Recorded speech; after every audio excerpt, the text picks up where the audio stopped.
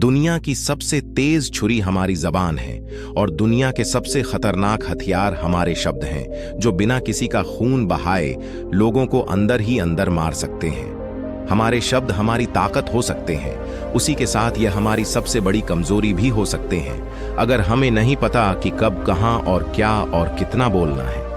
यदि हम सही समय पर सही इरादे के साथ सही शब्दों का प्रयोग करते हैं तो यह हमें एक सफल व्यक्ति बनाता है, लेकिन अगर हम सही समय पर सही इरादे से सही शब्दों का इस्तेमाल नहीं करते तो यह हमारे जीवन को नर्क से बदतर बना सकता है। तो चलिए जानते हैं एक कहानी के माध्यम से चुप रहकर जीवन को कैसे बदला जा सकता है। जापान में एक बहुत ही प्रसिद्ध बौद्ध भिक्षु रहा करते थे। उनका नाम रिसाई था। रिसाई अकेले रहते थे। दुनिया के शोर शराबे से दूर जंगल में वो रहते थे और वह बड़े ही ध्यानी और प्रभु भक्त व्यक्ति थे, इसलिए वह पूरे जापान में बहुत प्रसिद्ध थे। एक दिन एक राजकुमार रिसाई के पास आया और बोला, हे प्रभु, मैं हमेशा थका हुआ, निराश और परेशान महसूस करता हूँ। मेरा मन बहुत अशांत रहता है। हालांकि मेरे पास सब कुछ है, दौलत, शोहरत, सुख सुविधाएं जो हर व्यक्ति चाहता है या पाने की चाहत करता है, लेकिन फिर भी मेरे अंदर इतनी अशांति और चिंता क्यों है? रिसाई ने उसकी बात बहुत ही ध्यान सुनी और कुछ सोचने के बाद कहा, तुम इस प्रश्न का उत्तर जानते हो, बस तुमने कभी इस प्रश्न को हल करने की कोशिश नहीं की है। रिसाई ने आगे कहा, मैं एक खाहोज करना चाहता हूँ, क्या तुम मेरा साथ उसमें दोगे? इस खाहोज के बाद तुम्हारे जीवन में किसी भी तरह की अशांति और चिंता नहीं रहेंगी। ये बात सुनकर राजकुमार बहुत खुश हुआ। उसने रिसाई से कहा, बताइए, मुझे क्या करना होगा अपने मन के शांति के लिए?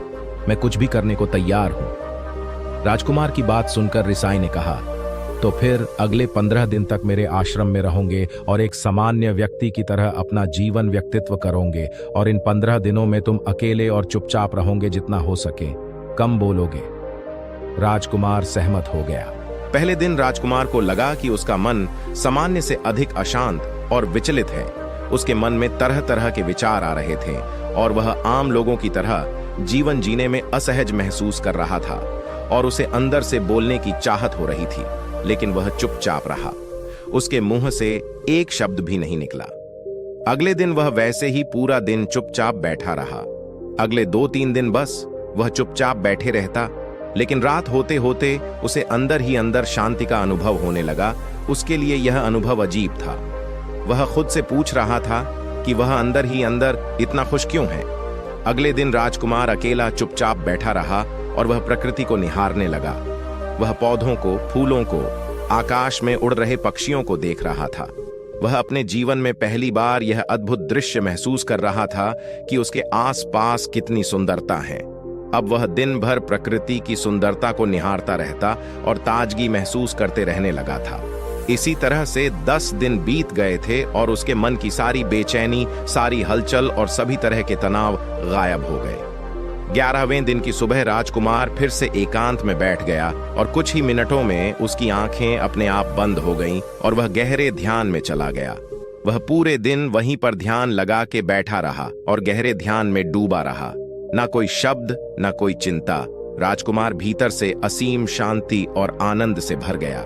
राजकुमार अपने बाकी के 4 दिन इसी तरह व्यतीत करने के बाद रिसाई के पास गया और उन्हें प्रणाम किया और बोला, हे भिक्षु महाराज, मुझे उत्तर मिल गया कि मेरे में इतनी उथल पुथल और चिंता क्यों था। मैं जान गया कि मेरा मन इतना अशांत और विचलित क्यों था। रिसाई ने मुस्कुराते हुए कहा, बताओ क्या उत्तर मिला तुम्हें? राजकुमार ने कहा, मैं जरूरत से ज्यादा बातें करता था। मैं किसी पर भी अपने शब्द और ऊर्जा व्यर्थ करता था। मैं दिन भर अपने लोगों से फालतू बातें करता और अकेले में उन्हीं लोगों के बारे में सोचता रहता था। ज्यादातर समय निगेटिव बातें सोचता रहता और इस तरह से मैं अपना समय बर्बाद कर देता था। ज्यादा बोलने और निगेटिव सोचने से मेरा मन अशांत और बेचैन हो गया था। इसी वजह से मैं किसी काम को ठीक से नहीं कर पा रहा था, जिसकी वजह से मैं हर काम में असफल होने लगा। और फिर इन्हीं लगातार मिलने वाली असफलताओं की वजह से ही मैं उदास और चिड़चिड़ा हो गया। इन्हीं सभी चीजों के वजह से मेरा जीवन बर्बाद हो रहा था। यहाँ पर हुए 15 दिन मेरे लिए पूरी तरह से अलग थे। मुझे कुछ अलग ही एहसास यहाँ पर हो रहा था। अब मुझे ऐसा लग रहा है मैं अपना जीवन पूरी तरह से जी रहा हूं, लेकिन इसके पहले मैं अपना जीवन गलत तरीके से जी रहा था। जीवन में खुद को जानना और समझना बहुत जरूरी होता है, जो मैंने पिछले 15 दिनों में अनुभव किया। राजकुमार की सारी बातें सुनने के बाद रिसाई ने कहा, सिर्फ तुम ही नहीं, दुनिया में ज्यादातर लोग जरूरत से अधिक बोलते हैं। आज भी लोग ज्यादातर समय केवल दूसरों को नीचा दिखाने के लिए ही बर्बाद करते हैं। रिसाई ने राजकुमार को चुप रहने का महत्व समझाते हुए कहा, एक बार गौतम बुद्ध से उनके एक शिष्य ने पूछा, आप ज्यादातर चुप क्यों रहते हैं? तब बुद्ध उन्हें चुप रहने के फायदे को समझाते हैं। चुप रहने से व्यक्ति अंदर से अनंत शांति और गहराइयों में होता है। मौन अपने भीतर उतरने की पहली सीढ़ी है। मौन के बिना खुद को जानना असंभव है। खुद को जानने और समझने का पहला नियम है, मौन हो जाओ। कम बोलने का कोई भी नुकसान नहीं है, लेकिन यदि आप ज्यादा बोलते हैं तो आप अधिक गलतियां करते हैं। अगर व्यक्ति कम बोलना शुरू कर दें तो संसार की 90% मुसीबतें अपने आप खत्म हो जाएंगी। जिसने मौन रहने की कला जान ली, वो भीड़ में भी अकेले रहने कला जान लेता है। एकांत में तो आदमी आनंदित रहता है, दूसरों की उपस्थिति ही तो बेचैनी पैदा करती है। चुप रहने की शक्ति से अधिकतर ऊर्जा को बचा लोगे। इस कहानी से हमें यह सीखने को मिलता है कि चुप रहने में भी एक अद्भुत शक्ति होती है।